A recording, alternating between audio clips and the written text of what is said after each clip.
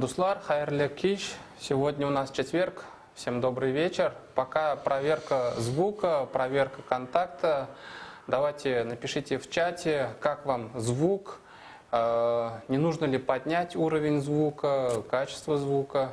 Давайте пока мы вот так вот разберемся. Так, ждем от вас реакции, не стесняйтесь, потому что если вы сейчас напишите, что все хорошо, то мы пойдем дальше. Вот. В общем, сегодня мы с Ильнаром собрались. Так, Ильнур, дай модерку мне. Ага, чтобы потом этих, да, троллей наших башкирских удалять. Ну ладно уж. В общем, друзья, мы сегодня собрались с вами, чтобы с Ильнаром, с моим ФНД, с Дустом и Птешем, чтобы обсудить важную тему 15 октября, то есть вот практически неделя уже осталась, прям ровненько так. А завтра еще послание Миниханова. Вот. В общем, мы тут собрались, чтобы обсудить старт всероссийской переписи. Наконец-то дождались. Эта перепись, конечно, очень затянувшаяся была, точнее, подготовка к этой переписи. Она должна была сначала пройти в 2020 году, потом ее перенесли на 2021 год начало, там март, по-моему, да? Апрель. Март или апрель? Конец марта. Да. И вот потом, значит, перенесли на начало октября, но так как у нас в сентябре были выборы, а у нас перепись обычно делают учителя, это обычно вот эти вот базы их, это школы, да, сказали, пусть учителя немного отдохнут, там день учителя проведут, и потом уже в середине октября, значит, начнется перепись. Вот, значит, по моим наблюдениям, люди действительно стали потихонечку готовиться к переписи, но я имею в виду не тех, которые, вот, например, у нас на канале «Татары мира» затрагиваются, там, не знаю, моими материалами, да, там, вот, там наши болевые точки, типа там Башкортостан, Астрахань, Сибирь. Я вот, например, в Телеграме видел и в Твиттере видел, что люди стали обсуждать свою этничность, то есть то, к какой нации они относятся. И даже видел там, значит, несколько аккаунтов, там, значит, по-моему, девчонка, к сожалению, забыл имя, фамилию, отчество, но имя, фамилия, отчество русское, ну, то есть фамилия татарская, а имя, отчество русское. Но она сказала, что, значит, она запишется татаркой, значит, да, она плохо знает татарский язык, но она очень углублена, очень посвящена, очень хорошо знает историю татарского народа. Значит, она нарисовала вот эту вот небольшую схему ассимиляции, как она назвала, своей семьи. Значит, там схема простая, ну, я тоже не буду вспоминать, какие там фамилии, имена, ну, это примерно так выглядит. Значит, там Руслан Наилевич, там, какая татарская фамилия? Галиев, да? Значит, у него рождается там сын, дает ему русскую фамилию, значит, пускай... русское имя. Да. Значит, получается там Николай Русланович Галиев. Значит, у него рождается уже опять сын с русским именем. Значит, получается там Александр Николаевич Галиев. То есть у него всего лишь остается фамилия, которая так вот его показывает, к какой он национальности относится. Такая схема, ну, ассимиляции уже, да, там можно, конечно, много каких-нибудь этнологически более мягких вещей подобрать, чтобы описать этот процесс, но вот такой процесс есть. Он касается не только татар, он касается также и башкир, нагайцев, и другие народы. Вот, но радостно, что вот хотя бы люди, которые вроде как, наверное, нашим этническим ядром считаются потерянными, вот в соцсетях открыто выражают свою этничность. То есть плевать, что у меня там русское имя, русское отчество, у меня фамилия татарская, у меня предки татары, я в этом уверена, знаю историю татарского народа, да, не знаю татарский язык, но перепишусь татаркой. Вот. То есть, в принципе, люди уже так себя выражают. И вот примерно, ну, наверное, каких-то свежих, интересных тем по переписи нету, потому что, опять же, из-за растянувшейся переписи растянулась наша татаро-башкирская дискуссия, татаро-ногайская, татаро-сибирская. Вот. Но, в принципе, мы с Ильнаром сейчас обсудим более важные темы. Ильнар уже высказывался по поводу переписи. Давайте теперь И мы помучаем на канале Татары Мира Ильнара Гарифуллина. Ильнар, давай тебе слово. Значит, с чем мы приходим к переписи 2021? Хайырлы кич, туслар. Добрый вечер. В первую очередь, я все-таки рад, что мы подходим к этой знаменательной дате, да, как говорится, к часу X. И сегодня мы сейчас будем это обсуждать. У меня единственная просьба будет к нашим зрителям. Да, Ильнур сейчас будет задавать вопросы, мы с ним, возможно, даже подискутируем. Также жду я ваших вопросов по переписи или по околопереписным каким-то национальным вещам. Постараюсь на них на всех ответить.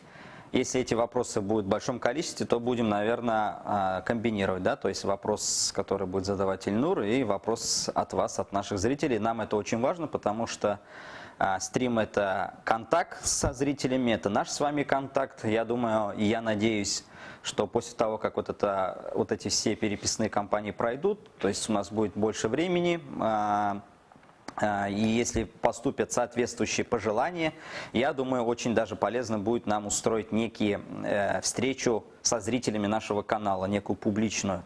И в том случае, конечно, если пандемия нам не помешает.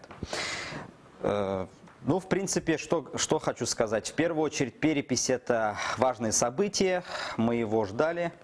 Важные события – это в первую очередь для нерусских народов России. Почему? Потому что нас меньше по числу, по численности.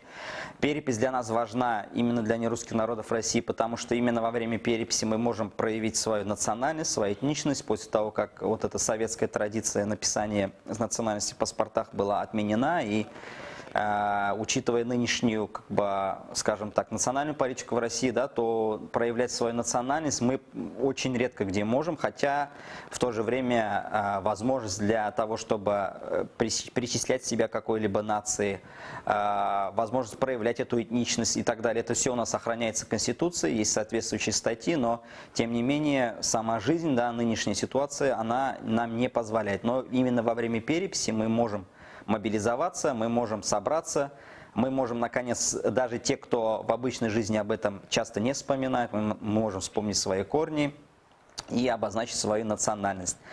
Эта перепись очень важна для государства. Почему? Потому что государство должно понять, сколько людей проживает в России. По последним данным у нас считается, что проживает около 145 миллионов, но по моему мнению, учитывая последние вот эти тенденции, пандемию коронавируса, я думаю, что население уменьшится существенно. И второе, почему для государства это важно, потому что именно узнав, сколько представителей определенной национальности, сколько носителей языка, в соответствии с этим государство в нормальной ситуации, я подчеркну, да, должно выстраивать свою национальную политику. То есть, естественно, все народы равны по своим некоторым правам национальным в том числе, но когда государство выделяет, допустим, определенное количество федеральных средств, бюджетных средств на поддержку национального многообразия, на поддержку родных языков, оно, естественно, должно учитывать, сколько же носителей этого языка и сколько представителей этого народа в России проживает. Да? То есть понятно, что, допустим, коренные малочисленные народы севера, они, допустим, на поддержку своей национальной культуры, идентичности могут в зависимости от своей численности получать, допустим, там энную сумму денег, а, допустим, татары, да, которые мы являемся вторым по численности народом в России, мы, естественно, должны получать раз в 10 или 20, в зависимости от того, с кем мы сравниваем, больше, потому что нас, соответственно, больше. И такой же принцип должен соблюдаться и в отношении народов, проживающих в других областях и национальных республиках. Также, еще раз, перепись – это возможность для мобилизации, да, для нашей внутренней мобилизации национальной. И, вообще говоря об этничности, я считаю, что даже если перепись пройдет, то национальный вопрос он никуда не денется. И учитывая то, что мы с вами живем в некое такое, в некоторой степени даже, как некоторые говорят, смутное время, да, то есть когда очень трудно предсказать наше будущее, что нас ожидает впереди, некоторую такую нестабильность, то именно вот с точки зрения психологии люди в такие моменты, они начинают искать внутри себя некий стержень, некий фундамент, основание, то, что в них неизменно. То есть, когда мир постоянно меняется, ты не знаешь, что тебя ждет завтра, то ты начинаешь искать некую опору.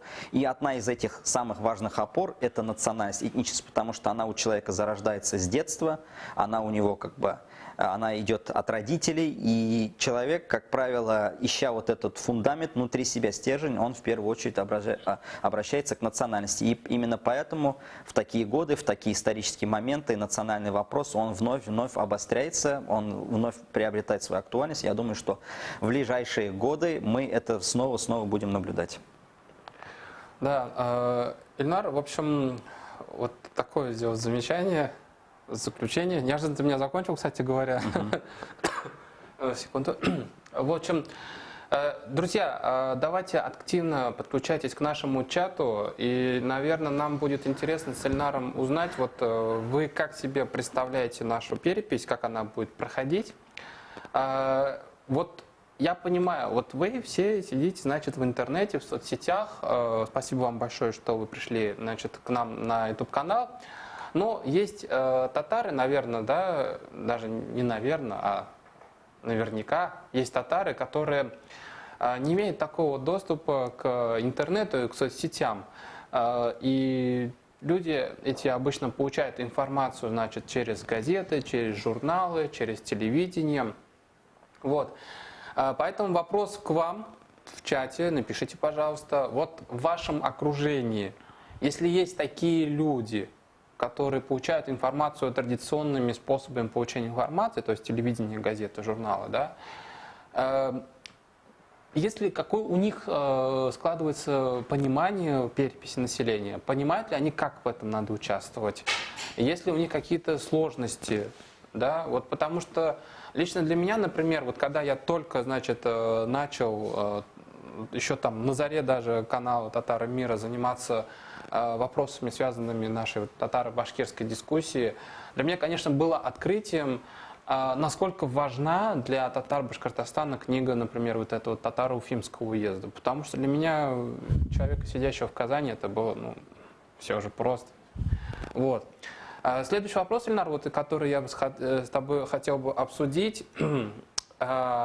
Перспективы какие участия людей в Башкортостане в переписи электронным образом через портал госуслуг. Вот какие здесь есть подводные камни, давай мы проговорим, потому что, ну, по-моему, мы уже с тобой обсуждали, какие могут быть подводные камни. Вот сейчас вот для нашей аудитории, и вы тоже давайте подключайтесь и подумайте, какие могут быть проблемы, если люди будут участвовать в переписи населения электронным образом. Ну вот, когда вот еще 2 года назад, по-моему, да, вопрос о переписи населения только поднимался, я сам достаточно, скажем так, двойственный, даже скептически относился к вопросу о том, как пользоваться ли, записываться ли, участвовать ли даже в переписи с помощью портала госуслуг или все-таки ждать приход переписчика домой. То теперь, вот, допустим, в отношении моей родной республики Башкортостана я уже категорически за то, чтобы пользоваться госуслугами. Почему? Первое.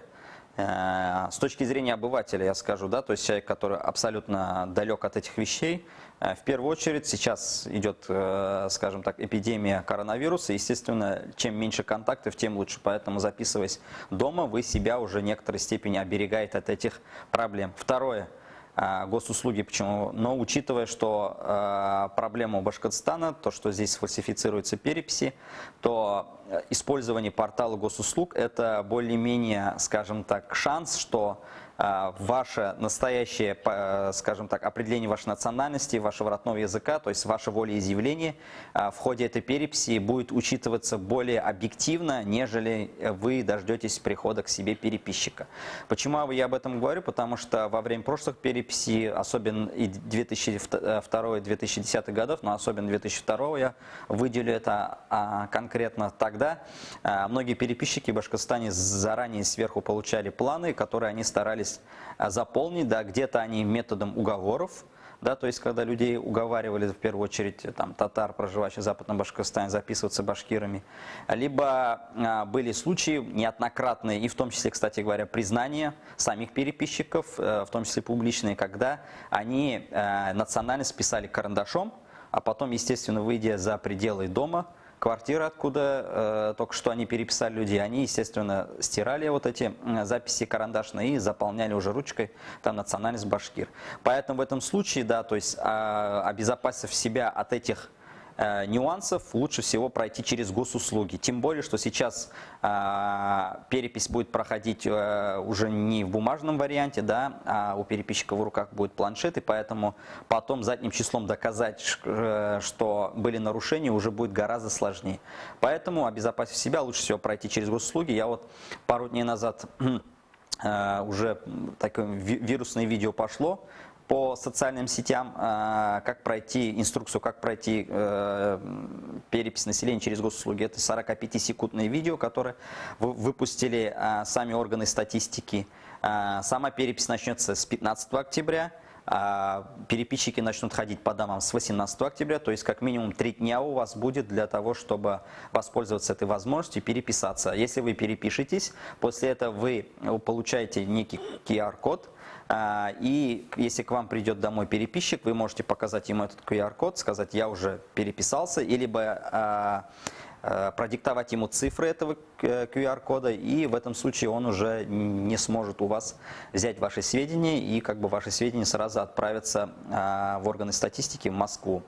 Конечно, это не дает стопроцентной гарантии, потому что сейчас многие скептики скажут: ну, мы знаем, как проходят выборы, как проходят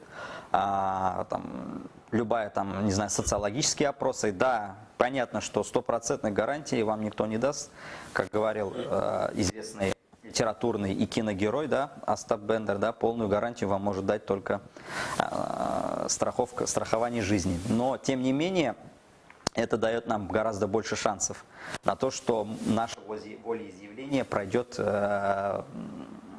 будет учитываться более объективно, скажем так. Почему же стоит участвовать в переписи, да, несмотря вот на эти риски? Я скажу одну самую важную вещь, то, что если вы не будете участвовать в переписи, вы там через госуслуги или там не откроете дверь переписчику, то в конечном итоге за вас ваши данные перепишут, те же самые переписчики, это раз, то есть уже те данные, которые им нужны будут. И второе, если вы не будете участвовать, то в этом случае вы не сможете сказать, что данные были сфальсифицированы, да, то есть, допустим, если касается Башкортостана, и у вас уже не будет морального права требовать при этом объективности от органов, от государственных органов, которые проводят эту перепись, от переписчиков. То есть, не участвуя, как бы оставляя свою возможность записи, скажем так, ваших данных на совесть переписчика, вы в этом случае теряете свое моральное право что-либо от кого-либо требовать.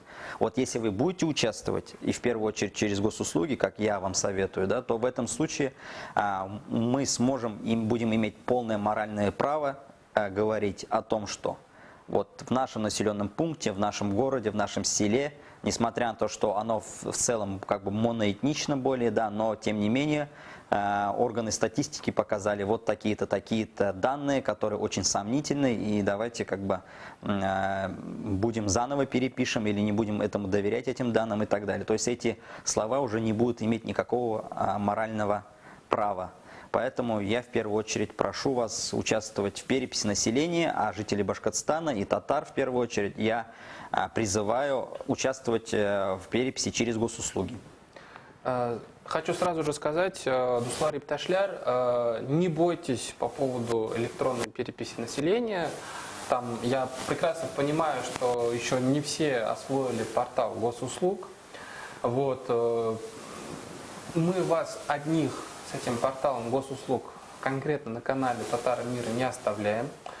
Если что, можно мне написать, например, там, прислать какой-нибудь скриншот, если у вас что-то не получается, потому что мы еще будем делать видео, как пошаговая инструкция, как куда зайти, где как зарегистрироваться, где какую галочку поставить, где не промахнуться со строчкой и так далее в электронном варианте. Мы, в принципе, прекрасно понимаем все сложности, все трудности, и поэтому мы вас одних с порталом госуслуги, с электронной переписью не оставляем. Можете заходить на наш YouTube-канал, ко мне на страницу в Фейсбуке, ВКонтакте. Здесь тоже в комментариях писать, потому что мы комментарии тоже просматриваем. писать о каких-то сложностях и ваших трудностях. Это очень важно. Следующий момент, который я хотел бы тоже обозначить. Вот смотрите, ну действительно, да, для нас один из, наверное, сложных регионов это Башкортостан. По понятным причинам там есть у наших, значит, башкирских оппонентов в кармане административный ресурс. Вполне возможно, там, на самом деле, я говорю чисто гипотетически, я не знаю, как будет на самом деле, может быть, этого и не будет, о чем я сейчас вам скажу. Ну, например, вот люди бюджетной сферы, да, например, вот учителя, у них могут во время электронной переписи попросить, например, прислать скриншот. Но мы же все умеем на телефонах сегодня скриншоты делать. То есть, ну, не обязательно учителя, просто работники там культуры, там, дома культуры, да, там, ну, чтобы вот как-то вот так вот воздействовать на население. Не стесняйтесь. Вы теперь знаете, что в соцсетях есть я, есть Ильнар Гарифуллин, там Дамира Бугайсхакова можно написать, да. Можете написать, если на вас оказывается... Или можете выйти на некоторых татарских активистов, я думаю, кого вы знаете, да? Да. Они уже в свою очередь выйдут на нас, поэтому Да. здесь как бы, если вы нас не найдете или нету наших контактов, то это тоже не проблема на самом деле. Всегда вопрос можно решить. Да, значит, присылайте нам все вот эти вот попытки воздействия, значит, на ваш выбор, на ваше решение, на вашу этническую самоидентификацию, да, там, самосознание, потому что мы будем это обязательно опубличивать. Не беспокойтесь, мы все наши источники, всех наших собеседников будем защищать. Никого не выдадим. Анонимность гарантируется. Анонимность, да, гарантируется, потому что мы прекрасно понимаем, что, ну, в некоторых случаях возможны ведь какие-то там нажимы, да, потому что, ну, на этом канале вы не раз там слушали там людей, там Карим Яушев рассказывал, как проводилась перепись при Муртазе Рахимове, вот, то, что там настолько все было жестко, что даже это по инерции еще и немножко попало в период правления Рустема Хамитова, там тоже все это делалось. Вот, поэтому мы прекрасно понимаем, мы готовы защищать всех наших собеседников. Для нас самое главное ваша информация. Еще один момент, который бы я хотел обозначить. Перепись будет проходить примерно месяц. Есть люди, которые, наверное, не так зависимы от администрации районных, да, там в Башкортостане, от своих начальников, которые, ну, более, так сказать, свободны в выражении своей этничности. Есть такие люди, они в каждой деревне тоже есть. Не стесняйтесь, выходите в соцсети, фотографируйте себя, вот мини-татарка, вот там я как татарин записался, как татарка записалась, да, там как татар записался. Рассказывайте о себе, рассказывайте, вот, что вот вы есть вот в такой деревне в Башкортостане, как татарка, и ваша деревня татарская. Если вы, это будет практически, ну, такой формат флешмоба, и мы таким образом будем видеть вас. И ваши соседи там, по деревне, там, по району, там, земляки ваши будут видеть. И это будет как бы давать ощущение какой-то свободы и раскрепощения. И люди охотнее будут выкладывать свои фотографии какие-нибудь там семейные. Там. Не забывайте про хэштеги. Хэштеги вы все знаете, вы в соцсетях сидите. Вот. И не забывайте, пожалуйста, ваших родственников, ваших близких людей, там, ваших родителей. Давай-ника, как там по... Хортиней, Хортетей, в Башкортостане татары так говорят. Да. Кстати, в госуслугах, я вот забыл сказать, в госуслугах вы можете записать не только самого себя, но и своих родственников, своих соседей. То есть поэтому я это обращаюсь особенно к молодому поколению. То есть мы все с вами дружим с компьютером, с интернетом, в отличие, допустим, от наших родственников более преклонного возраста, которым посложнее это будет освоить. Мы за них это тоже также можем сделать. Даже, кстати говоря, много наших выходцев из Башкирии живет там в Западной Сибири, в Москве, здесь же в Татарстане. Вы можете записать их, сидя у себя там в месте постоянного проживания, и поэтому как бы можете также оказать очень большую услугу.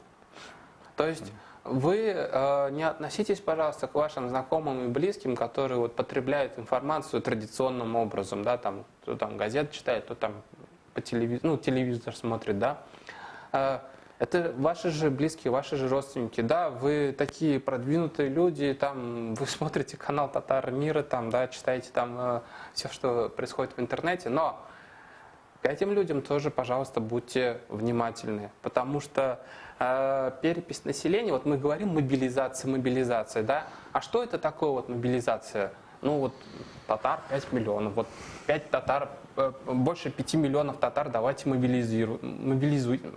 Соберитесь, да, организуйтесь, да. Но на самом-то деле вот на уровне человека это организация семьи, это родственные отношения. Вот, поэтому вот это не забывайте. Вообще, я бы хотел бы вот Ильнару задать такой вопрос. Это касается нашего башкирского направления, в принципе. Совсем недавно у нас на канале, ну как уж недавно, может месяц, чуть больше там назад, выходило интервью с Каримом Абу-Яушевым, где, значит, мы поднимали вопрос о двойной идентичности. Я у него спросил, есть ли такие люди, есть ли такие персонажи, которые татаро-башкиры, ну или башкиро-татары, вот, или татароязычные башкиры, вот. Ильнар, давай вот мы постараемся поставить все точки над «и». Уже нет времени для раскачки, уже нужны конкретные выводы наши, да, вот для людей, значит, есть ли двойная идентичность на северо-западе Башкортостана? Прежде чем ответить на твой вопрос, я одну вещь только да, хочу добавить к твоему сказанному. Да, когда ты говорил об оппонентах с той стороны, да, с башкирской, я считаю, это не оппоненты, я считаю, что это обыкновенные жулики и мошенники. Почему? Потому что это оппоненты, это тогда, когда ты имеешь равные условия для дискуссии с этими людьми, то есть находишься в равных условиях, допустим, как на какой-нибудь научной конференции или на каком-нибудь, я не знаю, там, дискуссионном клубе, там, каком-нибудь предвыборных дебатах и так далее, да. Здесь у нас равных условий нет, и тем более эти люди на самом деле занимаются не только подменой терминов, не только манипуляцией, но и самой прямой фальсификацией, в том числе исторических документов, в том числе фальсификации научных терминов. Поэтому я всегда говорю, что это люди не наши оппоненты, это мошенники и жулики. Это вот мое личное мнение. Теперь, что касается двойной идентичности, я как житель Башкортостана могу сказать, за всю свою жизнь я из числа людей, живущих в Башкортостане, встречал только одного человека, который мог, скажем так, проявлять в некоторой степени, ну и ладно, двух людей, который мог проявлять эту двойную идентичность. Один из них это Ринат Гатауллин, который когда-то давал тебе интервью. Да. И второй человек это был отставной военный, родом из Караидельского района, который мне также говорил, что да, наш язык родной татарский, но мы раньше себя считали башкирами, но теперь он, и вот прямо буквально я с ним месяц назад разговаривал, он говорит, что теперь вот на склоне своих лет, когда я уже вышел в отставку, изучив все книги, поняв вообще вот эту суть вот этих исторических всех процессов, да, теперь я понимаю, что мы татароязычные башкиры, как он говорит, мы являемся частью татарской нации, и я на предстоящей переписи запишусь татарином. Так вот, поэтому подытоживая свои слова, могу сказать, что есть такая вещь, как татароязычные башкиры. Да, есть, но это, во-первых, проблема не глобальная, как ее пытаются показать некоторые этнологи, некоторые специалисты, там, например, Валерий Тишков, или когда об этом говорит один из, ну, скажем так, мой бывший научный руководитель Дамир Исхаков, да, я с ним категорически не согласен, хотя он мой учитель, да, в прошлом, но я с ним не согласен. Это проблема не глобальная на самом деле. Двойная идентичность, она, как правило, характерна только для тех людей, которые родились в смешанных татаро-башкирских браках, этнических башкир, я скажу. Но это не такая большая проблема, и, как правило, дети в таких браках, они идентифицируются по своему отцу. То есть, если отец татарин, мать башкирка, они себя считают татарами, но это в условиях Башкортостана, я конкретно могу сказать. Если отец башкир, мать татарка, то, как правило, они становятся дети башкирами. Но такая группа, как татароязычный башкир, она живет в массе своей только в трех местах. В основном это Бардымский район Пермского края, там действительно есть такая группа людей. Я бы сказал, это больше половины населения этого района. И есть несколько сел, буквально несколько, вот в Аскинском районе и в Карайдельском районе. То есть это те люди, которые разговаривают на татарском языке, но у них еще вот эта сословная идентичность, да, то, что их предки были в сословии башкирцев, оно еще не исчезло. Но ни в Илишевском районе, ни в Туймазинском, ни в Дюртюлинском, ни в моем родном Буздякском, ни в Кушнаренковском, там, ни в Бишбулякском я с кем не общался за всю свою жизнь, я не встречал ни одного человека, который сказал бы, вот я не знаю, кто я по национальности, татар или башкир, вот мои предки там себя считали башкир, вот я ни одного человека из этих районов не встречал, и таких людей нет, и поэтому, видимо, поэтому во всех вот этих наших, скажем так, обмене мнений, я бы так сказал, да, хоть в соцсетях, хоть вон в таком, в публичном пространстве, там с той стороны, с башкирской так называемой, там все время выступают этнические башкиры с юго-востока Башкортостана. Самих жителей Западной Башкирии там практически нет, но за исключением пары людей, которые это делают, там в грудь себя бьют, что они башкиры, по причине того, что они просто продались за деньги. Вот это откровенно надо говорить, да, то есть они бюджетники, им платят деньги, там кто-то там директор местного музея, кто-то директор школы, им заплатили деньги, они, естественно, в камеру кричат. Но что там за камерой творится, я вам скажу так. Эти люди, как правило, сильно презираются своим же местным населением. И вот, допустим, во время переписи 2010 года, тогда, когда вот наш один из пропагандистов Салават Хамидуллин ездил по селам, было несколько эпизодов, когда вот эти люди, сельчане, да, там давали, скажем так, свое интервью Салавату Хамидуллину для его документальных фильмов. То есть Салават Хамидуллин снимает свои фильмы отнюдь не 2-3 года назад, это уже продолжается больше 10 лет, то были такие столкновения, да, то есть, допустим, я знаю 2 эпизода, когда людям просто, откровенно говоря, набили морду за то, что они на камеру, которая снимала вот фильмы для Салавата Хамидуллина, говорили, мы, оказывается, башкиры. Вот один из людей, это, допустим, в том числе из моего родного района, да, из Буздякского района, село Сабаево, был там некий человек по фамилии Шарипов, да, то есть некоторые даже говорили, ну, односельчане считали, что, ну, говорили, я, конечно, гарантированно не могу сказать, что у него там какие-то даже есть отклонения в психическом плане, но вот после фильмов Салавата Хамидуллина, он когда приезжал в себе село родное, то его там, грубо говоря, серьезно отдубасили, да, после этого он там не появлялся. Такие же эпизоды были в Кушнаренковском районе, то есть поэтому как бы я эти эпизоды вспоминаю, как бы для того, чтобы показать, что само местное население к таким проявлениям такого шкурничества, да, такого торговли национальностью, оно относится очень-очень отрицательно. Ну, наверное, давай, Ильнар, перейдем к вопросам. Мы постараемся сегодня максимально... Вот, да, максимально только одно добавлю. В числовом отношении, да, тогда, когда про такой термин, как татароязычные башкиры, это касается не более 100 тысяч человек, проживающих в Башкортостане, не более. Поэтому тогда, когда мы говорим о том, что есть такая проблема отнесения вот этой группы к татарам или к башкирам, это касается, еще раз подчеркну, очень маленькой группы населения, очень маленькой, которая ограничена, еще раз, Бардымским районом Пермского края, Аскинским и Карайдельским районом Башкортостана. На других территориях вы хоть сейчас садитесь в машину, поезжайте, разговаривайте с людьми, такой проблемы вы не обнаружите. Давай, Ильнар, перейдем, значит, к вопросам. Мы постараемся во время этого стрима ответить на максимально большое количество ваших вопросов. Так что, ребята, прошу вас, пожалуйста, не вступать в дискуссии друг с другом, да, там выяснять какие-то отношения, прав, не прав, а задавать именно нам вопросы, потому что для нас важно установить с вами контакт, коммуникацию. Ну и вы тоже должны понимать, так что давайте максимально конструктивно и важные вещи, важные вопросы, значит, по переписи населения. Да, давайте так, будем отвечать на вопросы. Да, мне, допустим, несколько вопросов от слушателей, один вопрос от Эльнура, да, для того, чтобы, как говорится, не впасть да, вот, значит, наш постоянный, значит, наш комментатор и зритель спрашивает, viewer, listener, то есть смотритель, слушающий. Вам нужно, чтобы перепись была честная или чтобы татар было больше? Какой у вас приоритет? Тут, Ильнар, понятное дело, ожидание татар, все-таки нас по переписи будет меньше или больше. Угу. Вот. Но для нас, естественно, приоритет честность, я всегда говорю. Честность, честность, еще раз честность. Дайте нам равные условия.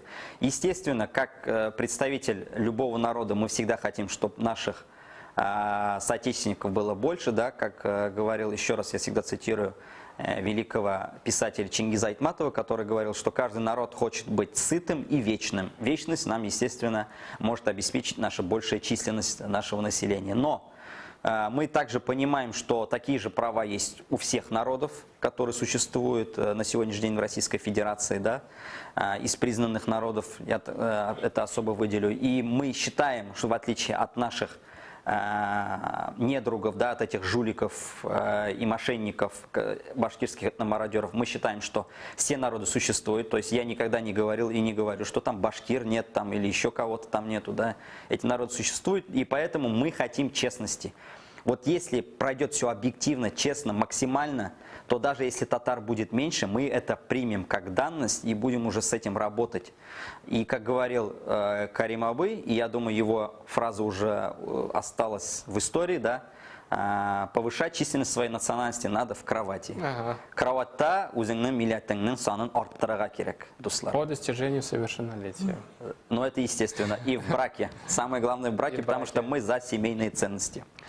Так, татары, значит, Хилотроп спрашивает. Татары те, чьи дети татары, а не предки.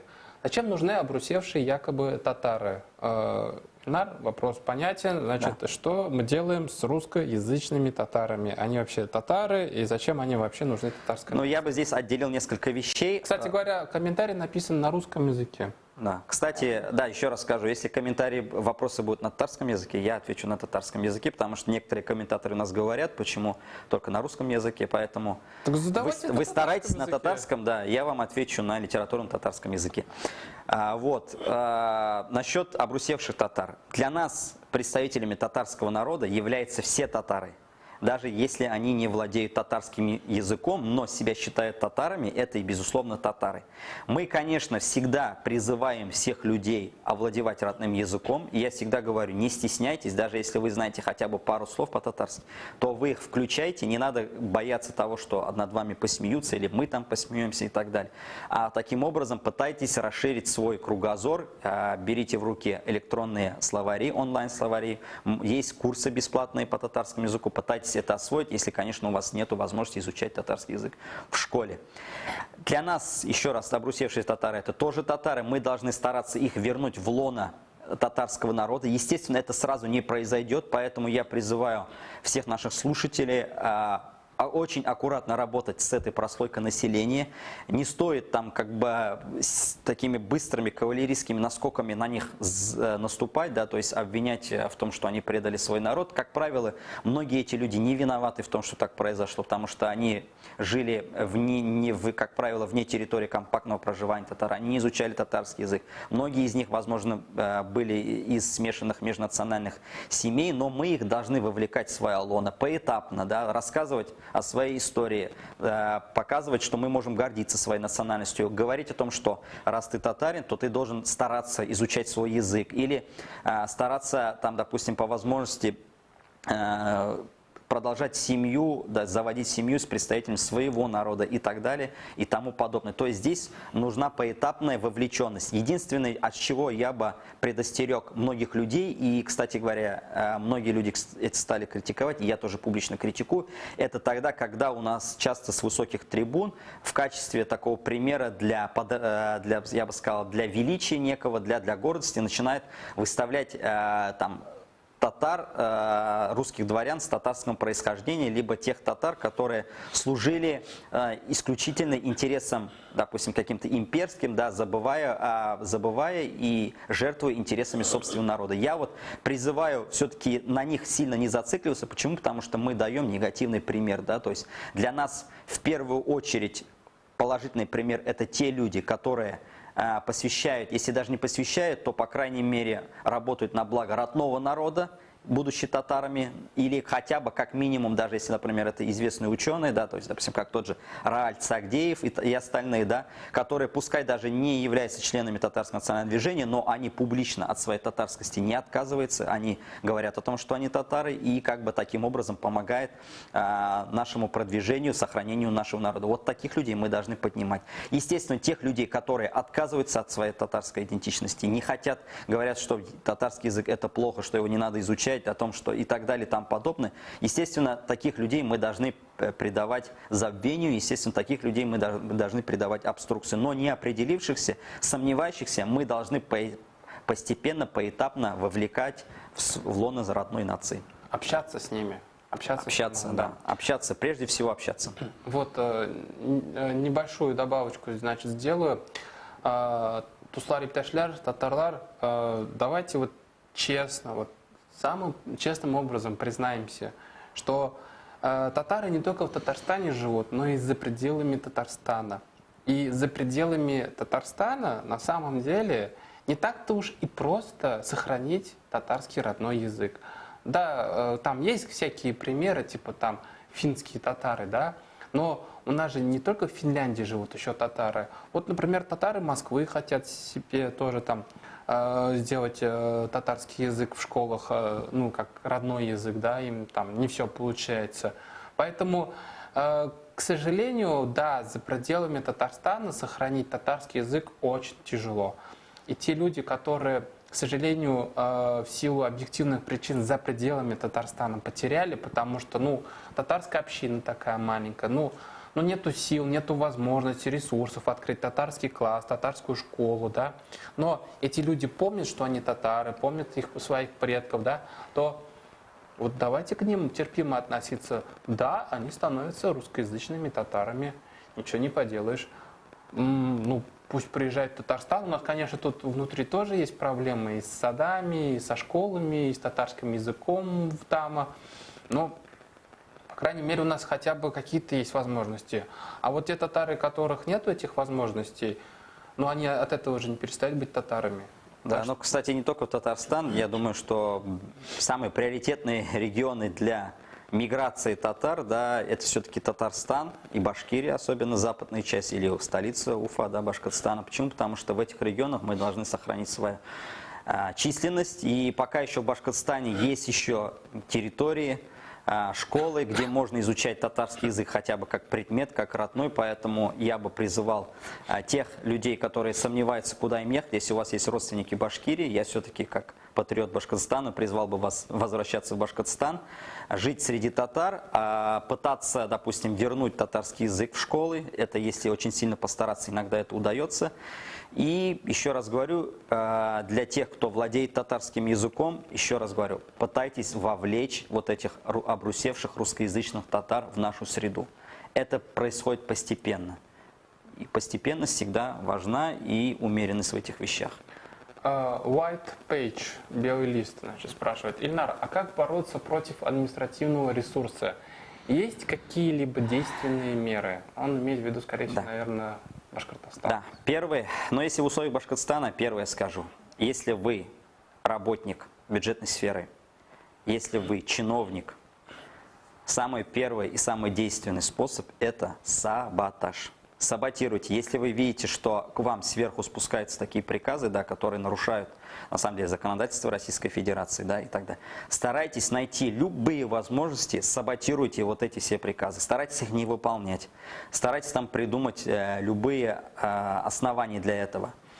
Если это не получается, информируйте нас о том, что оказывается такое давление, оказываются такие, скажем так, моменты, попытки, да, и так далее. Сливайте информацию, сливайте, если есть документы, какие-то переписки, знакомьте их с журналистами и так далее. Нам нужна публичность в этой сфере. И на самом деле, если иногда, допустим, тоже опять-таки касается бюджетников и чиновников, да, иногда очень трудно напрямую самому противостоять этому, но есть всегда возможность использовать тех людей, которые менее всего зависимы от властей, да, от бюджетной сферы. Иногда можно в помощь и призвать их.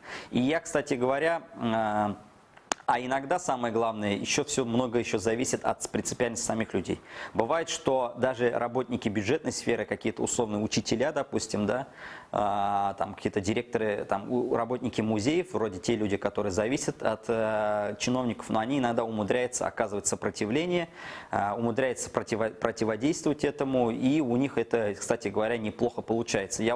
У нас, к сожалению, у татар тоже культивируется этот принцип выученной беспомощности, да, то есть когда мы думаем, что посыпаем голову пеплом, думаем, все плохо, все как бы конец, у нас ничего хорошего не ждет, не стоит сопротивляться. В этом случае очень часто, допустим, наши соотечественники башкиры очень путают нынешний период с периодом Рахимова.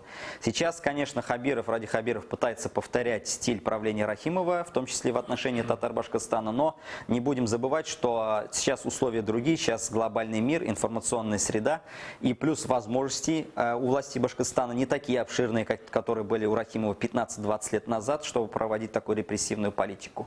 И поэтому при желании этому можно очень хорошо сопротивляться. Я в качестве примера могу привести, допустим, ситуацию с борьбой вокруг имени поэта Ярлы Карима. Да? Это был брат известного татарского поэта Фатиха Карима, оба уроженцы села Аитово Бишбулякского района. Так вот, когда в августе этого года проходила конференция в этом селе Аитова, вот один из потомков вот этого поэта Ярлы Карима, которого башкирские этномародеры, жулики пытаются объявить башкиром, в честь его они хотели даже переименовать музей Фатиха Каримов, который находится в этом селе Аитово, сделать его как бы музеем братьев Каримов и сделать полностью башкирским. Ну так вот, потомок этого поэта, он покопался в архивах. Кстати говоря, архивы были закрыты. Вот по неизвестной причине именно архив Ярлы Карима, я считаю, и есть предположение,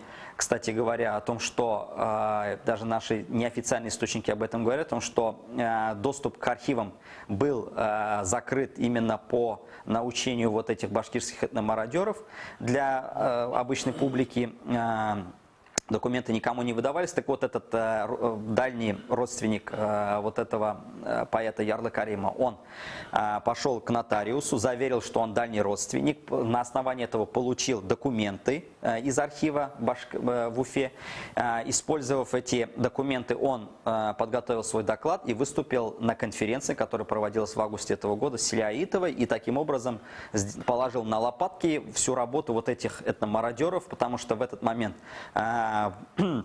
в актовый зал школы местной собрали всех учителей башкирского языка, в том числе, да, с района. И прямо вот, несмотря вот на пропаганду, которая шла вот в ходе этой конференции о том, что Ярлы Карим это башкир, что жители села Аитово это башкиры, так вот этот человек на основании документов, автобиографии Ярлы Карима, других справочных документов и так далее, там было четко все написано о том, что он татарин, он сам себя идентифицировал татарин, и таким образом он фактически зашел на ноль, да, и так далее, да, фактически уничтожил всю работу вот этих пропагандистов, этномародеров. И даже когда одна из этих пропагандистов, которая приехала сюда из Уфы, башкирская поэтесса Лариса Абдуллина, там попыталась сказать: нет, вы неправильно все идентифицируете, все неправильно все поняли.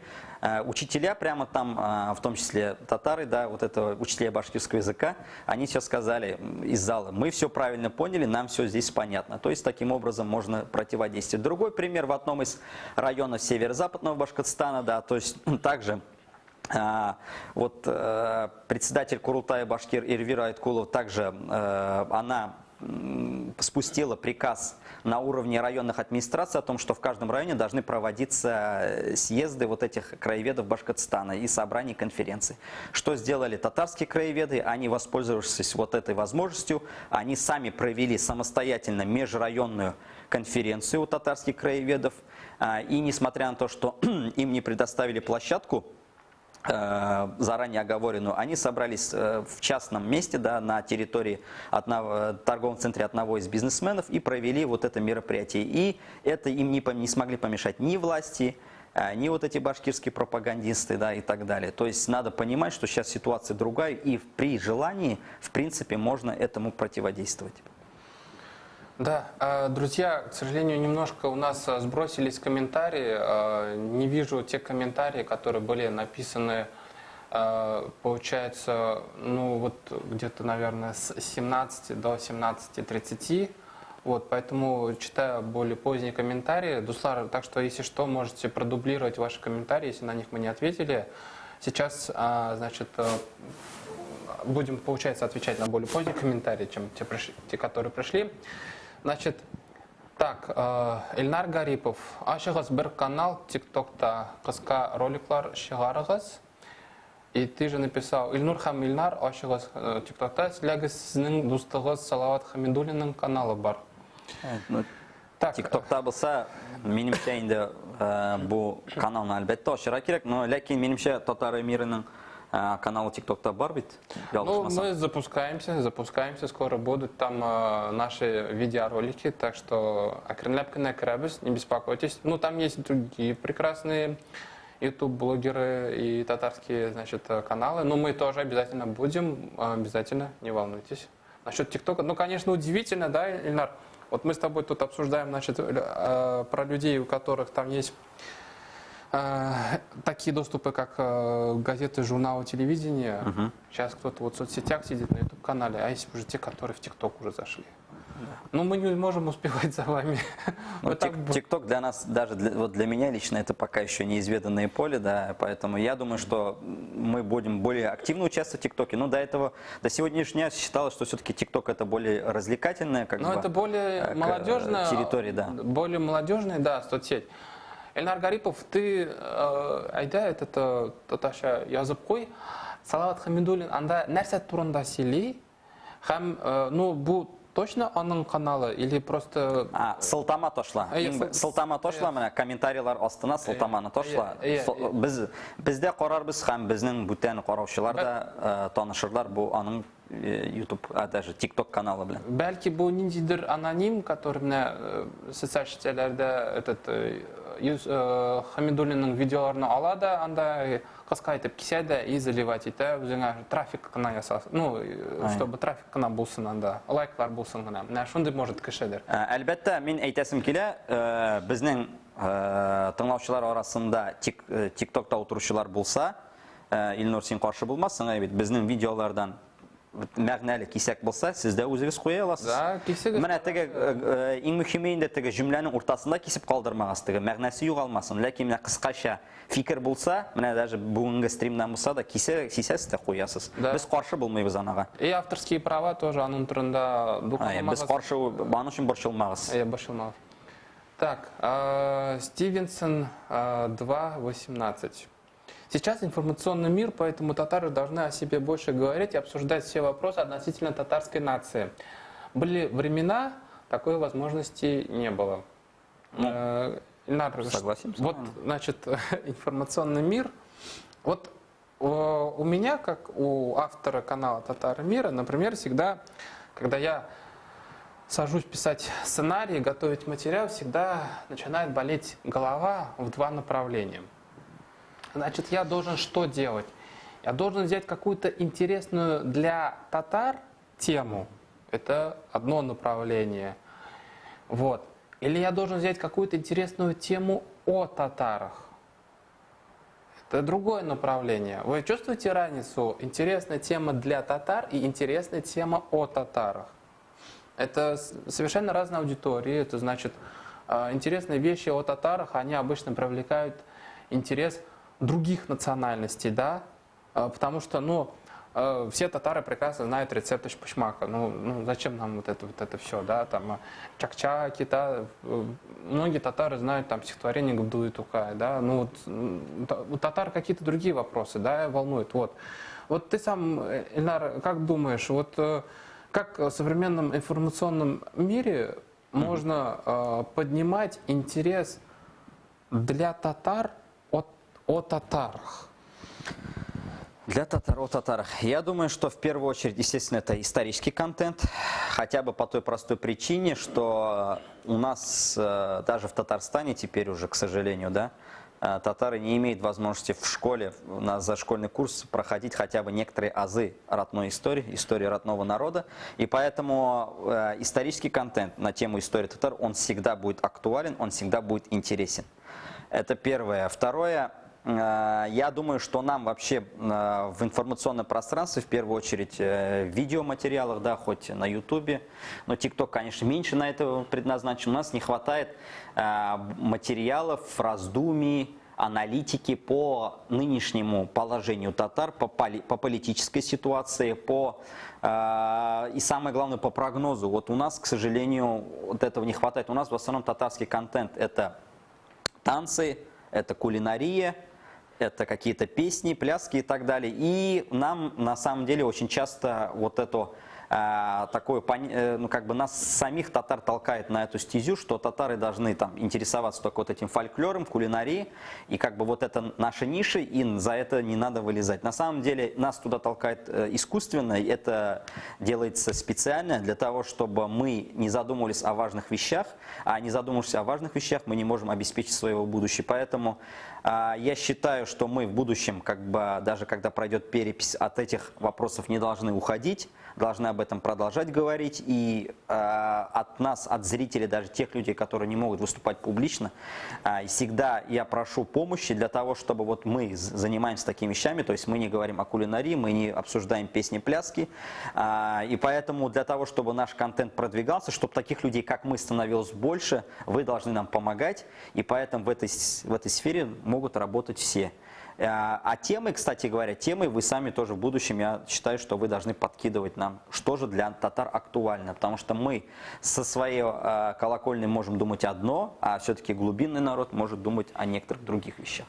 Скажу чуть проще. Мы прекрасно знаем, что вы работаете, зарабатываете деньги для своей семьи. Наверняка у вас нету свободного времени, чтобы там читать наши там книги, тома, углубляться в наши тексты, что-то вычитывать, искать информацию. Вот. Мы прекрасно все это знаем, но в то же время вы хотите знать ответы на конкретные вопросы, там, не знаю, там, чем отличаются там Мишарят, Типтяр, кто такие ясачные чуваши и так далее. Вот такие вопросы вас волнуют. Поэтому мы, журналисты, блогеры, у нас рабочий день состоит из того, что мы читаем статьи, читаем книги, ковыряемся в документах и так далее. И мы готовы вам в развернутом, в понятном, в интересном, в увлекательном формате рассказывать о каких-то интересных или сложных вещах, которые происходят в татарском мире. Ильнар, тут конкретно тебе вопрос, претензии. Значит, Дамир Набиев, это наш постоянный зритель и комментатор, он, по-моему, в Узбекистане сейчас живет. Ильнар, что за сказки? Я из Караидельского района. Но я не сомневаюсь. Вот, слушай, у нас мы как-то можем вот определить хотя бы, вот, может быть, деревни. Вот в каких деревнях есть татароязычные башки? Ну вот жители Караидельского района, они, наверное, лучше скажут. Но там буквально, как мне объясняли, по-моему, как бы в одной стороне реки вот есть несколько сел там, то есть это, естественно, основная масса населения и Караидельского, и Яскинского района, это татары, которые себя считают татарами. Но там буквально пара-тройка сел, где люди разговаривают на татарском языке, но вот эти остатки некоторого вот этого сознания того сословного, оно еще остается. Но даже если эти люди, как бы остатки они есть, да, то есть люди там относятся к этой группе, маленькой группе татароязычных башкир, это не говорит о том, что они башкиры. Это часть татарской нации. Почему? Точно так же, как, допустим, сибирские татары, как и татары Мишари там, и так далее. Почему? Потому что они разговаривают на татарском языке. Культура у них татарская, по менталитету они татары, то есть их ничего не роднит с башкирским народом. Поэтому, естественно, даже вот эта малочисленная группа, она такая же, они также являются частью татарского народа, татарской нации. Это просто такая небольшая этнотерриториальная группа, поэтому я бы попросил людей, как говорится, не обижаться, да, в этом случае, все понять правильно. Это просто небольшая этнографическая группа. Конечно, для нас, для этнологов, это интересно, но для простого народа, для обычной жизни и тем более для национальной политики, которая проводится государством, на самом деле этой группы нет и ее не должно быть. Эта группа является неотъемлемой частью татарского народа. Былтыр спрашивает. Астрахан татарлары татар булып калачакмы? Ник нугай бәйләнә анда безгә? Ну, татарша гына бер-ике сүз әйтәм. Менә әле берничә көн элек август азагында милләт җыены узды монда Казанда бит. Анда Астрахань өлкәсеннән, андагы татар авылларыннан һәм Астрахань шәһәренең үзеннән кешеләр килделәр. Алар әйтәләр, әйе, бездә андый пропаганда алып барыла, сез нугай дигән. Ләкин без аны каршы торабыз һәм халык арасында аларны хуплаучы юк, аны күпчелеге тәнкыйтьли, каршы чыга. Шуңа күрә без үзебезне татар дип яздырабыз. Нинди районнарда иң күп татарлар яши Башкортстанда? Минем туган районым Бүздәк районы, Кушнарин, Дүртөйле, Илеш, Туймазы, Благовар, Бишбүләк, анда Әлшәй, Тәтешле, Яңавыл, Балташ, Кыйгы, мин кайсы гына район әйтеп китмәсәм дә, Кырмыскалы район, Авыргазы район, бөтенесендә дә Стәрлебаш, монда бер күпчелегендә бөтенесендә дә яки ул Шыр татар районы, яки анда күпчелек яшәгән халык, ул милләт, ул татар. Һәм монардан да калган бүтән районнар. Һәр көндә Башкортстанда бер 35-40 районда татарлар яши. Кстати, вот интересно, да, то, что вот Ильнар перечислил, у нас на канале Татары Мира, значит, выходили материалы про Татышлинский район, про Бишбулякский район. Я рассказывал про Благоварский район, про Дуртюлинский район. А ты какие выпуски делал еще, по каким районам получилось? Я Чекмагушевский частично, потом про Бакалинский район. Вот. Кушнаренковский у нас был, да, Ильфир Куддусов. Да, Кушнаренковский, да. Ну, частично немножко упомянул про северо-восточный район, который, к сожалению, у нас иногда остаются вне нашей зоны, да, и так далее, нашего взгляда. Вот, в принципе, так. Так, Стивенсон дальше, значит, задает вопрос. Зная башкирских этномародеров, когда будет поставлена точка на воровство татарской истории, будут ли подключаться госресурсы Татарстана с точки зрения информационной борьбы? Вот. Ну, наверное, вопрос звучит так, скорее всего. Когда будет точка поставлена? Когда они перестанут воровать нашу историю? Ну, на воровстве точки никак нельзя поставить, понимаете, если человек привык всю жизнь воровать, даже как в русской поговорке гласит, Горбатова могила исправит.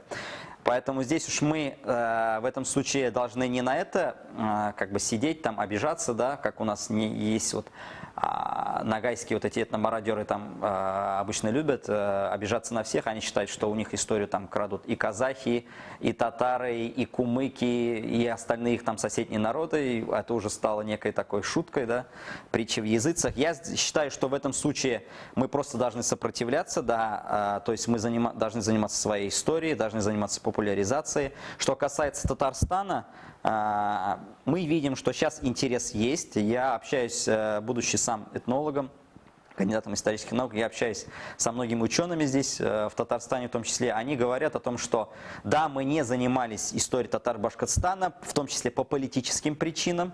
То есть и до сих пор эти причины, кстати говоря, не исчезли, потому что тем же ученым татарстанским им не дает возможности заходить, очень затруднительно для ведения исследований. Допустим, с теми же археологами, я знаю, что вот Институт археологии Академии наук Татарстана, они помогали некоторым вот этим специалистам из Башкирии, да, устанавливать с ними какие-то личностные контакты и рассчитывали, что в будущем смогут организовывать совместные экспедиции. Но из-за вот этого административного ресурса власти Башкортостана обрубили вот эти все связи, и поэтому тому же Институту археологии теперь очень проблемно туда заходить, вести раскопки, допустим, на месте предполагаемых городов татарских в Средневековье, и это затруднено. Такая же проблема, допустим, есть с этнографическими экспедициями и так далее, но несмотря на это, мы понимая, в какой стране живем, в какой ситуации, мы должны этому противодействовать, идти дальше. И насколько я знаю, по настрою ученых, в том же Институте истории Шигабуддина Маржани, и Алида, Институте языка, литературы и так далее, в некоторых других сферах, все-таки люди собираются и после переписи продолжать все эти исследования, потому что у нас еще там огромный ворох проблем. Единственное, конечно, было бы легче, если бы у того же Института истории или у других академических институтов были свои специалисты, которые живут в Башкортостане. Они есть, но их очень мало, и я считаю, что в будущем в Уфе должна открыться филиалы Академии наук Республики Татарстан. Это вопрос очень актуален. На сегодняшний день есть такой филиал, допустим, в Крыму, есть в Саратове. И я считаю, что аналогично должна быть также в Башкортостане. Но опять-таки, будет ли это зависит от тоже не только от прихоти власти Татарстана, хотя они часто сопротивляются этому, потому что предложения такие поступали, но они опасаются, скажем так, реакции, да, со стороны Башкортостана. Я считаю, здесь опасаться не стоит. Мы должны в этом направлении работать, и общественность, татарская общественность Башкортостана сама должна выходить с предложениями, с требованиями о том, чтобы в Башкирии открывались филиалы Академии наук Татарстана, потому что сами академические институты в Башкортостане, они не будут заниматься историей татар Башкортостана. И в этом случае нам придется слушать байки и россказни вот этих башкирских этномародеров. Для того, чтобы этого не было, нам вот придется заниматься самим. И все, еще раз говорю, все зависит от того, как мы будем сами в этом участвовать. Будем актуализировать, будем требовать, то и Татарстан будет в это вовлечен. И поэтому многие страницы, неизвестные страницы истории татар-Башкортостана, я думаю, будут открыты. Ильнар, вопрос такой. Былтыр задает еще один вопрос. Значит, татар тілі турында YouTube каналлар әз, простите меня, бәлки татар тілі турында тапшыру болмасмы каналда. Такой вопрос по поводу, значит, татарского языка и популяризации татарского языка. Ну, я немножко переделаю этот вопрос, Ильнар, когда твои выпуски на татарском языке выйдут? Без башладык, бик яхшы проект, татар карашы, но безнең кайбер проблемалар килеп чыкты, чөнки миңа күп регионнарга чыгарга туры килде, әлбәттә Башкортстанда күп йөрергә туры килде. Шуңа күрә әзрәк торып калды, ләкин мин дәвам итәргә җыенам, алда бирсә.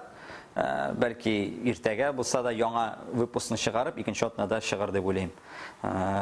Безнең татар карашы тапшыру кызык булды. Әлбәттә, анага спрос бар, кешеләр карарга тели. Һәм минемчә, алдагы вакыттагы да җанисәп үткәннән соң да без бу проектны дәвам иттербез. А к вам, друзья, вот хочу обратиться к нашим подписчикам и комментаторам, да. Вот мы вас призываем к искренности. Вот вы все пишете: Ильнур, Ильнар, где ваш татарский язык, почему вы ведете стрим на русском языке и так далее, и так далее. Вот смотрите, у нас на канале, в принципе, контент на татарском языке выходит. Даже вот Ильнар делает, старается. Я тоже стараюсь, у меня есть материалы там с Каримом Абу-Яушевым, там с Эльфиром Кудусом, где там есть, значит, с Эльфиром Кудусом весь интервью на татарском языке, а с Каримом Абу-Яушевым на, значит, там часть на татарском языке. В моих прошлых видео есть какие-то там комментарии, какие-то врезки видео на татарском языке. И я стараюсь это потом еще титровать на русском языке, чтобы люди, которые плохо знают татарский язык, хотя бы вот в таком формате изучали свой татарский язык. Если вы видите на нашем канале контент на татарском языке, пожалуйста, лайкайте его, оставляйте комментарии, пришлите вашим друзьям, дуслар и пташляр, которые, может быть, чуть хуже знают татарский язык, чтобы вот они посмотрели какое-то актуальное видео на татарском языке, чтобы что-то у них там хотя бы одно слово выучили. Вы сами нам помогаете, чтобы мы видели вашу заинтересованность в татарском языке. Вот вы пишете: Ильнар, где ваш татарский язык, почему стрим на татарском языке? На татарском напишите этот комментарий, и мы ответим на татарском языке. У меня не тот, конечно, татарский язык, как у Ильнара, но без бит тырышабыз.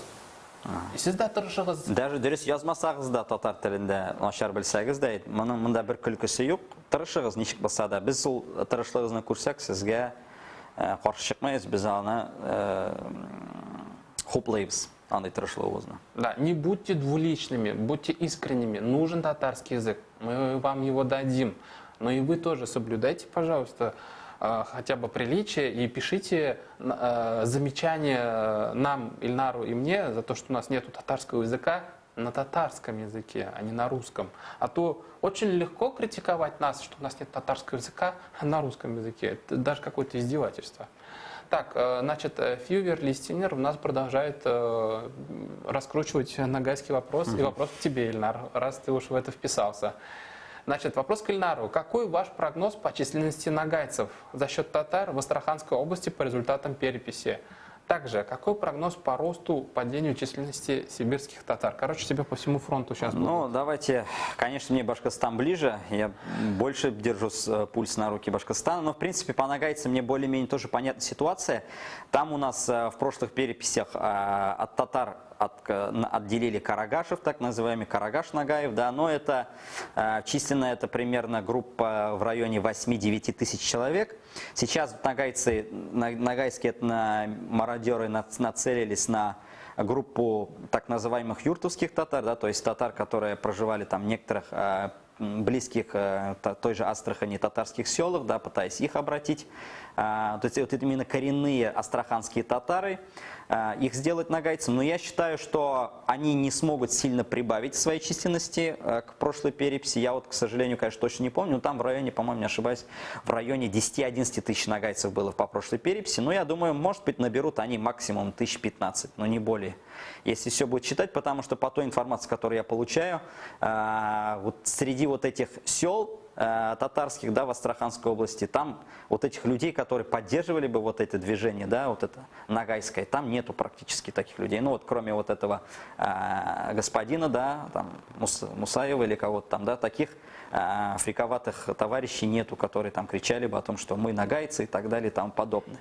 И тем более, еще раз говорю, здесь в том, чтобы стать нагайцами для татар в Астраханской области нет ни исторических предпосылок, да, то есть научной основы, настоящей базы, нет ни какой-либо практического смысла. И самое главное, даже для самих нагайцев в этом не будет плюса, потому что никто нагайцам, даже если завтра все татары в Астраханской области будут записаны нагайцами, никто в Астраханской области не организует для них нагайской какой-то там автономии, автономного округа и так далее. То есть никакого профита на самом деле самому нагайскому народу и не будет.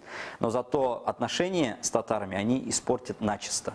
Что касается Сибири, я тоже считаю, что здесь большого прироста не будет, потому что вот зимой вот этого 21 года на островных селах, труднодоступных татарских селах той же Тюменской области, там провели перепись уже предварительно, потому что вот осенью туда не добраться, то есть нету постоянной связи с ними.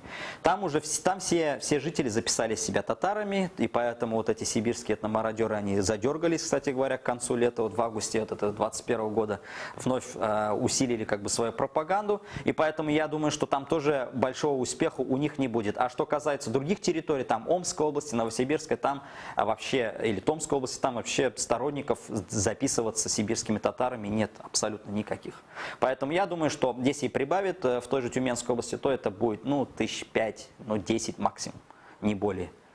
Для нас как бы более проблемной, к сожалению, является Башкортостан, потому что здесь именно административный ресурс работает на 100% на то, чтобы уменьшить численность татар.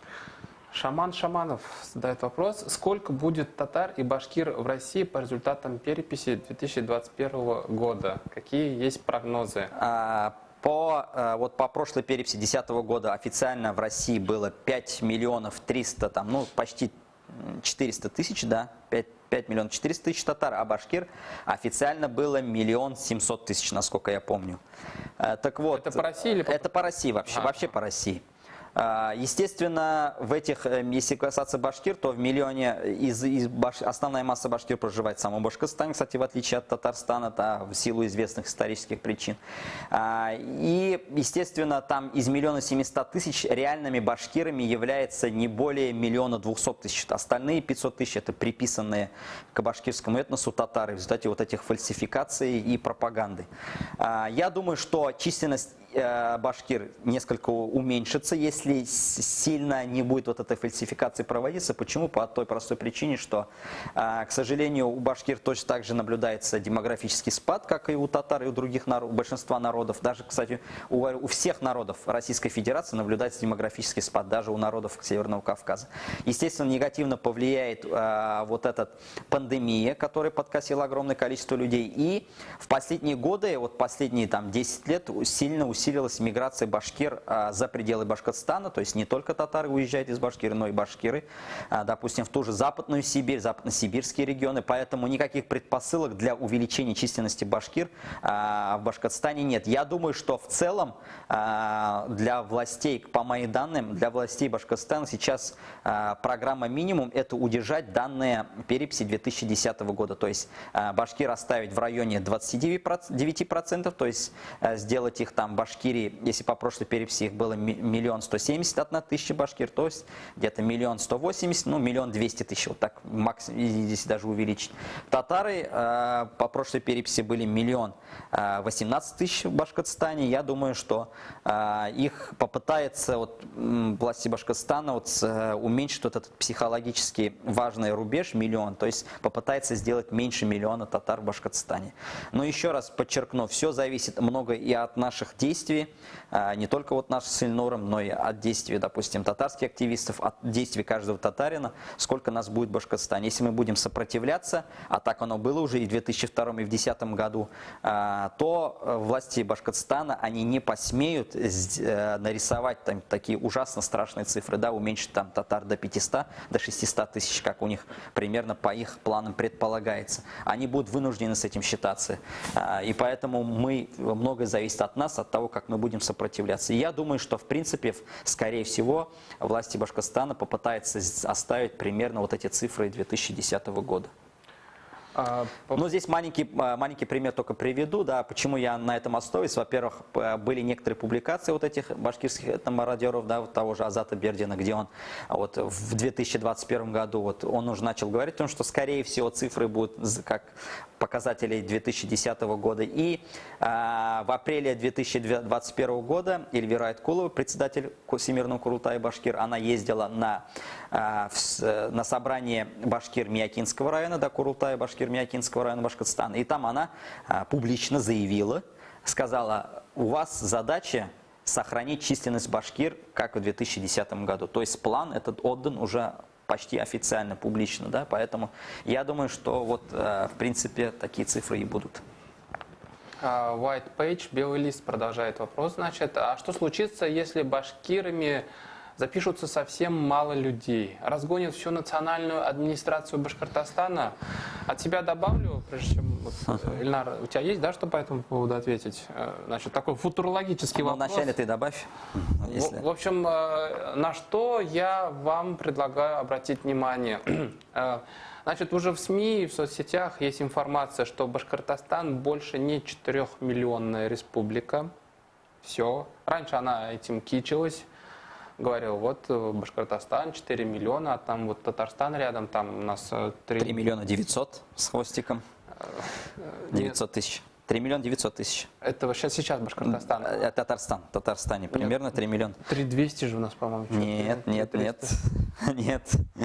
По прошлой переписи было примерно 3 миллиона 800 тысяч, но если мы уже учитываем органы статистики, которые фиксируют, на сегодняшний день в Татарстане 3 миллиона 900 ты с приростом? Потому что я что-то сомневаюсь с этой всей пандемийной историей, будет ли у нас такой прирост. Естественно, уменьшение произошло, да, ну вот примерно вот такие. Вот, значит, в Башкортостане уже обеспокоились, как так население тает. Уже там какую-то госпрограмму, по-моему, написали, да, как быстренько разогнать количество людей.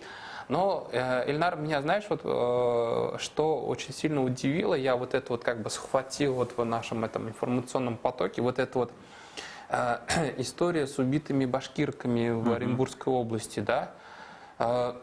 Там даже какие-то телеграм-каналы обратили внимание, значит, на это. Все 3 девчонки, они из восточных районов Башкортостана. Самых настоящих башкирских районов. То есть самые настоящие башкорт-кызлар, да? Но что они забыли в Оренбурге? Они поехали туда ну, в это поступили в медицинский колледж. То есть они что, они даже в Уфу не поехали, чтобы в медицинский Ну, потому что вот эта Что происходит с башкирами Башкортостана? Ну, Башкирами Башкортостана происходит такая же миграция сильная. Вот я помню, года полтора назад один из башкирских активистов Руслан Габасов там писал там свою одну публикацию, и он там тоже пытался, как наши этномародеры, прогнозировать, что татар уменьшится, потому что татары уезжают, но на самом деле башкиры уезжают в большом количестве. В Сибири особенно сейчас много. Я вот знаю по своим друзьям, знакомым, их родственники, которые живут, допустим, в тех же башкирских районах, многие как раз уезжают именно из числа сейчас башкир этнических. Что касается вот этих девушек, это маленький городок Гай, там в районе 30 тысяч населения. Оно на границе с Башкирией, как раз оно граничит вот с этими территориями. Раньше вот этот маленький кусочек земли, который между Башкортостаном и Казахстаном, он относился, допустим, 100 лет назад к территории Башкортостана, как раз вот этот городок Гай и все остальное, да, и он граничит с Башкортостаном, поэтому эти девушки, видимо, наиболее близкая территория, туда поехали, они в Уфу, потому что до Уфы там им около 500 километров. И, видимо, они решили, что здесь будет легче поступить, как бы легче ездить домой, и с этой же целью как бы уехали. Но на самом деле сама история симптоматична, то, что башкиры точно так же уезжают из Башкортостана в силу экономических причин, в том числе не видят здесь перспектив. И поэтому это касается уже не только татар и русских, но и башкир. И поэтому это еще один раз аргументом является к тому, что перепись 2021 года, она никаким образом, в силу даже объективных причин, не может показать увеличение численности башкир. Башкир также становится меньше и в абсолютном выражении, и в относительном, да, в процентном соотношении. Вот.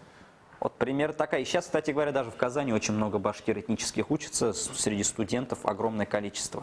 Я знаю, даже вот некоторые известные активисты башкирского национального движения в прошлом, они отправляли своих детей учиться в Казань. Вот это на самом деле показывает их патриотизм. Это показывает просто какой-то трэш, потому что они своими башкирами не дорожат, на татар лезут. Это, извините меня, ну... Да. Слушай, к сожалению, так. Ильнар, вот тут прям человек даже в Телеграм мне написал этот вопрос, чтобы я это озвучил. Значит, ты знаешь, есть такая дискуссия, которая есть среди татар относительно своего этнонима. Татар, татарин, татарка. То есть, вот я тебе сейчас зачитаю, ну, это он мне написал. Значит, Ильнур, озвучь в стриме такой важный момент. При вопросах нации нужно отвечать не как русский татарин, татарка, а исходя из самоназвания татар. Все зарубежные, не обруселые татарлар именно так отвечают. В Ташкенте был один случай, но это пишет нам Дамир Набиев из Узбекистана. Один случай. Я ходил в интернет-кафе, у вас там еще есть интернет-кафе, есть. У нас, по-моему, все интернет-кафе уже давно закрыты. Да, у нас сейчас вообще нету такой инфраструктуры. Там администратором был русский парень, умный, конечно. Его предки из Башкирии или Оренбурга приехали в Узбекистан в годы Голодомора. И вот в интернет-кафе заходили люди для ксерокопии. У одной татар-КЗ он в паспорте увидел, что ее нация написана как татарка. И он по-серьезному посмеялся над этим и сказал, что такой нации, как татарка, не бывает. И это так 1000%. И на вопрос, какими языками владеете, первым нужно указать татар-теле, и только потом, если знаете любой другой язык. Ну, во-первых, Дамир, у меня к тебе такой вопрос. А почему мы на основе реакции одного какого-то человека должны сделать вот такое вот практически форматирование позиции, образа мышления всей там 5-миллионной татарской нации? Ну вот он там посмеялся, татарка, не татарка. Ну, может быть, он какой-нибудь татарофоб, если тем более из Башкирии, может, какой-то и криптомародер какой-нибудь башкирский, да? Но вот лично, например, для меня важно, чтобы человек не запутался.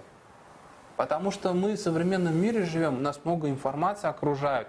Те люди, у которых есть этническое самосознание, у которых есть переживание себя, как этнос татары, да, они в это во все дела погружены, дай бог, они смотрят наши видео, там, знают нашу дискуссию с булгаристами, знают нашу дискуссию с башкирскими этномародерами, там, и с ногайскими, там, и с сибирскими этими ребятами.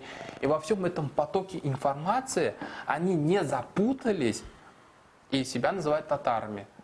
А есть люди, которые вообще в это во все не вовлечены. Скажем, там, не знаю, тренер какой-нибудь футбольной команды, и вот он вспоминает, что он татарин, там, значит, во время Ураза Байрама, Курбан Байрама, когда с своими родственниками встречается, и раз в 10 лет, когда перепись проводит. Но может, как я понял, здесь... Вот как ты вообще относишься к этой дискуссии? Вот нужно вот татар, или вот татарка-татарин? Ну, вообще, татарка-татарин – это все-таки русифицированный вариант. Естественно, когда человек владеет родным языком, когда спрашивают национальность, да, ну, это татар, да, мин татар кшиси. Татарин, татарка, это, конечно, да, это русифицированный вариант, но, в принципе, для Узбекистана это, в принципе, нормальные, как бы, ситуации, да, потому что все-таки это не территория нашего компактного проживания татар.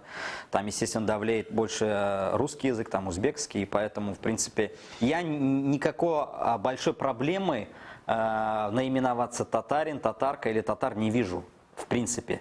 Единственная проблема есть только в одном моменте, тогда, когда у нас проводят какие-то национальные культурные мероприятия, да, какие-то там акции, да, употреблять вот этот термин «татарка», там татарочка, да, у нас вот раньше в Челябинской области был такой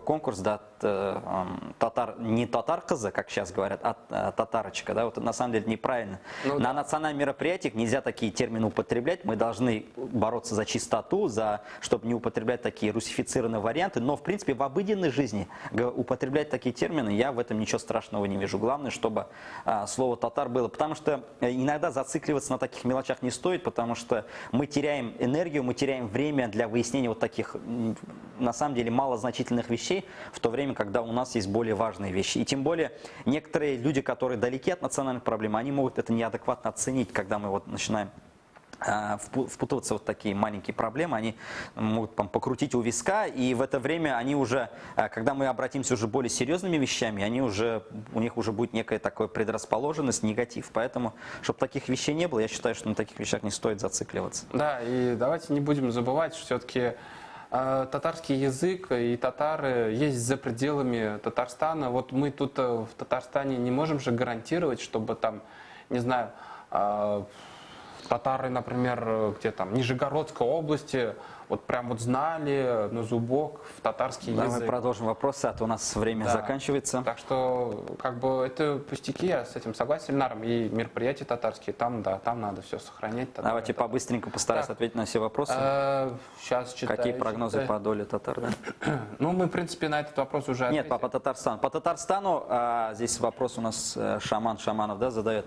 По Татарстану, я думаю, что результаты переписи 2010 года по относительному, то есть по процентному соотношению татар будет, безусловно, больше, потому что вот все эти десятилетия огромное количество татар все-таки переселяется в Татарстан из многих других регионов, из Башкортостана, причем это часто это татары, которые именно национально мотивированы, те, которые хотят сохранить свою национальность, обучать своих детей татарскому языку. Плюс сюда в Татарстан приезжают и люди из зарубежья, да, из Средней Азии, из Синьцзянь-Уйгурского автономного округа, например. Я знаю несколько семей, которые еще вот до начала вот этого геноцида последнего татар и уйгуров в Синьцзянь-Уйгурском автономном округе, они переселялись в Россию, пытались всеми правдами и неправдами получить российское гражданство, там заселялись в некоторые другие регионы, потому что Татарстан их не давали квоты, да, именно поэтому. Но потом они в конечном итоге сюда переезжали в Татарстан. Поэтому я думаю, что татар все-таки будет больше. Так и должно быть, на самом деле, объективно. Так, ну тут, наверное, из интересных вопросов, не знаю, вот тут, Ильнар, ответим, нету. Как закончилась история с Фердусом Тямаем? Ну, видимо, пока она еще не закончилась, она продолжается, да, пока суд идет между Тямаевым и администрацией Миякинского РДК. И второй иск еще был подан против Элвина Грея. Но я надеюсь, что Фердус все-таки дойдет до конца, он не прогнется, он все-таки человек такой, я сам убедился лично, что человек, он принципиальный в этом отношении, в отличие от многих других артистов, которые любят вилять хвостом. И я надеюсь, что он доведет это до конца и не пойдет на примирение. Естественно, только это примирение возможно только в том случае, если все эти люди, они принесут извинения. Если они не принесут извинения, ни Министерство культуры Башкортостана, ни вот этот певец Элвин Грей, то на примирение идти не стоит. Башкирский аккаунт, Ильнар, наш оппонент Зульфира Бекимбетова пишет: вот и делайте татар в кровати, кто мешает? Если нет кровати, то могу прислать их по линии благотворительности. Но мы делаем, у нас и у меня, и у Ильнура есть дети, поэтому думаю, в будущем, думаю, у нас будет еще больше детей. Поэтому мы стараемся, а в отличие от ваших некоторых соотечественников, мы не жульничаем, не пытаемся приписать, не пытаемся покушаться на представителей чужого народа, а мы пытаемся сохранить свой народ. Поэтому об этом никогда не забывайте. Так. Я как раз советую вам прислать им, вот этим всем Хамидуллиным, Юсуповым, им лучше пришлите кровать. Я думаю, им полезно будет. Так, ну тут, наверное, я сразу перескочу в самые свежие комментарии. Уж извините, кого пропустили.